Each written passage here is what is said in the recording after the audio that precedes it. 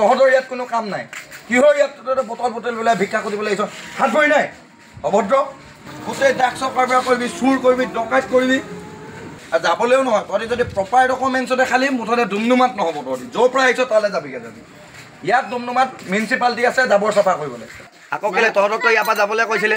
কেলে ঘূৰি আহিলি মানে আমাৰ কাগজ দিবলৈ কৈছিলে কাগজ দিলো তই প্ৰপাৰ কাগজ দেখালি এতিয়ালৈকে কেলে আনিব পৰা নাই ইয়াত কিহৰ উকিলৰ লগত থ'বলৈ আহিছ প্ৰপাৰ কাগজ তহঁতৰ ইয়াত কোনো কাম নাই কিহৰ ইয়াত তহঁতে বটল বটল ওলাই ভিক্ষা কৰিব লাগিছ হাত ভৰি নাই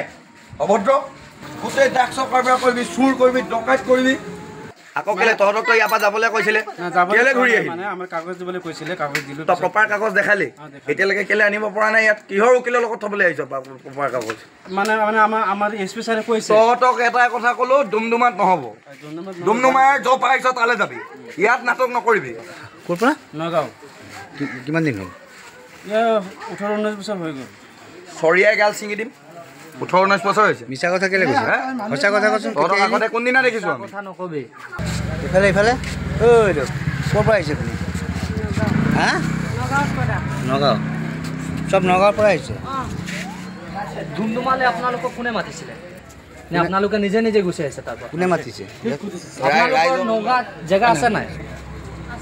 মাটি বাৰী আছে না মানে ইয়াত আহিছিলোঁ যেতিয়া তেতিয়া মানে নাই আজি লোহাচুং কলনী ৰাইজো মাতিম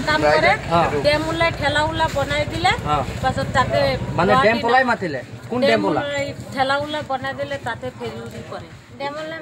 মানে ডেম পলাই আপোনালোকক মাতিছে এতিয়া থাকে কাৰ ৰুমত আপোনালোকে বাদামলা অঁ কেই ঘৰ আছে আপোনালোকৰ তাত ক'ত আছা ভাইটি কেই ঘৰ আছে মাননীয় মুখ্যমন্ত্ৰীয়ে সমগ্ৰ অসমতে অবৈধভাৱে বসবাস কৰি থকা এছাম বাংলাদেশী লোকক বিতাড়িত কৰাৰ স্বাৰ্থত বিভিন্ন জেগাত আচলতে উচ্ছেদ চলাই আছে উৰিয়াম ঘাটকে আদি কৰি গোৱালপাৰা জিলাৰো বিভিন্ন অঞ্চলত আচলতে উচ্ছেদ চলাই আছে তাৰ পিছত আমি বিভিন্ন সময়ত অভিযোগ উত্থাপিত কৰি আহিছোঁ প্ৰশাসনক জিলা প্ৰশাসনক যে ডুমডুমাৰ যি শংকৰদেৱ নগৰত কিছুমান অবৈধভাৱে একাংশ ব্যক্তিয়ে আচলতে ইয়াত বসবাস কৰি আহিছে আৰু তাৰ পিছত জিলা প্ৰশাসনে 2 মাহৰ আগত এইসকলক নিশাটোৰ ভিতৰতে ইয়াৰ পৰা উঠাই লৈ গৈছিলে আৰু এওঁলোকক য'ৰ মানুহ তালৈ পঠিয়াই দিছিলে তাৰ পিছত আজি আকৌ আমি দেখিবলৈ পালোঁ যে 2জনমান আমাৰ ব্যক্তিৰ সচেতন ব্যক্তিয়ে আচলতে আমালৈ বীৰ লাচিত অসমলৈ ফোনযোগে অৱগত কৰে যে এখন গাড়ীত আচলতে ক'ৰবাৰ পৰা নগাঁৱৰ পৰা এওঁলোকে ডুমডুমাৰ শংকৰদেৱ নগৰত আহি ইয়াত বসবাস কৰাৰ স্বাৰ্থত তেওঁলোকে 80 টকা পায় আমাৰ 2জন সচেতন ব্যক্তিয়ে আচলতে তেওঁলোকক আবদ্ধ কৰি ৰাখে আৰু তাৰ পিছতে আমি ইয়াত আহি উপস্থিত হওঁ এওঁলোকে কিন্তু কোনো ধৰণৰ আচলতে প্ৰপাৰ ডকুমেণ্ট আমাক ইয়াত দেখাব পৰা নাই আৰু তেওঁলোকে নিজ মুখেৰে কৈছে যে ডুমডুমা আৰক্ষী প্ৰশাসনে আজি 2 মাহৰ আগত নিশা তেওঁলোকক ঘৰৰ পৰা উঠাই লৈ গৈ নিজ বাসগৃহলৈ পঠিয়াই দিছিলে তাৰ স্বত্তেও এওঁলোকে ইয়াত আহি আকৌ বসবাস কৰাৰ যিয়ে বসবাস কৰাৰ স্বাৰ্থত তেওঁলোকে উঠিবই লাগিছে আৰু কোনো ধৰণৰ প্ৰপাৰ ডকুমেণ্ট দেখাব নোৱাৰাত আমি জিলা প্ৰশাসনৰ লগত ইতিমধ্যে আমি ফোনযোগে আলাপ আলোচনা কৰিছোঁ আইন প্ৰশাসন ইয়াত আহি উপস্থিত হ'ব আৰু কোনো কাৰণতে ডুমডুমাত অন্ততঃ বীৰ লাচিত অসম থকালৈকে কোনো কাৰণতে এইসকল আচলতে অবৈধ মানুহক ইয়াত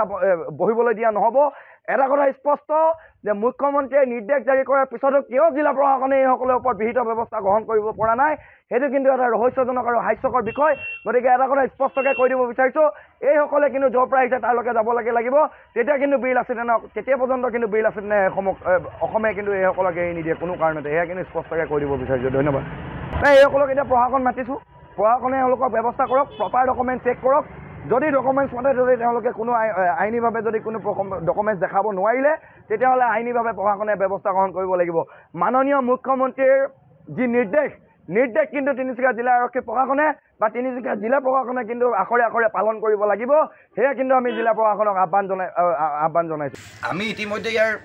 স্থানীয় ৰাইজে আমাক এটা অভিযোগ উত্থাপন কৰিছে যে ডুমডুমা নদীৰ মাটি যিখিনি মাটি আচলতে বন বিভাগৰ আণ্ডাৰত থাকে 100 মিটাৰ দূৰত্বলৈকে কিন্তু তাৰ পিছত ইয়াৰ স্থানীয় ৰাইজে আমাক অভিযোগ দিছে যে এওঁলোকে যিসমূহ ভাড়াঘৰত থাকে সেই মালিকসমূহে স্বত্বাধিকাৰীসমূহে আৰু এওঁলোকে মিলি কি কৰিছে অবৈধভাৱে আচলতে ডুমডুমা নদীৰ মাটিসমূহ দখল কৰি আচলতে এওঁলোকে ভাড়াঘৰ সাজি এনেকুৱা নগাঁৱৰ পৰা বা বিভিন্ন অবৈধ মানুহসকলক আচলতে এওঁলোকে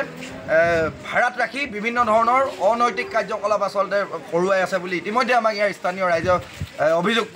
অভিযোগ দিছে গতিকে এটা কথা স্পষ্ট প্ৰশাসনে যদি আজি এইসকলক খেদাই নিদিয়ে তেতিয়াহ'লে আমি বীৰ লাচিত সেনা অসম আৰু ইয়াৰ ডুমডুমাৰ স্থানীয় ৰাইজে কিন্তু খেদাই পঠিয়াবলৈ বাধ্য হ'ম এইটো কিন্তু স্পষ্টকৈ আৰু আমি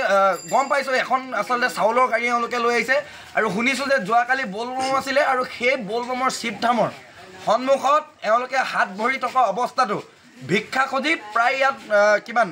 40-50 হাজাৰমান টকাৰ চাউল এওঁলোকে তাৰ পৰা ভিক্ষা খুজি লৈ অহা আমি দেখিবলৈ পাইছোঁ গতিকে সেই ক্ষেত্ৰতে কিন্তু প্ৰশাসনে এওঁলোকৰ ওপৰত ব্যৱস্থা গ্ৰহণ কৰিব লাগিব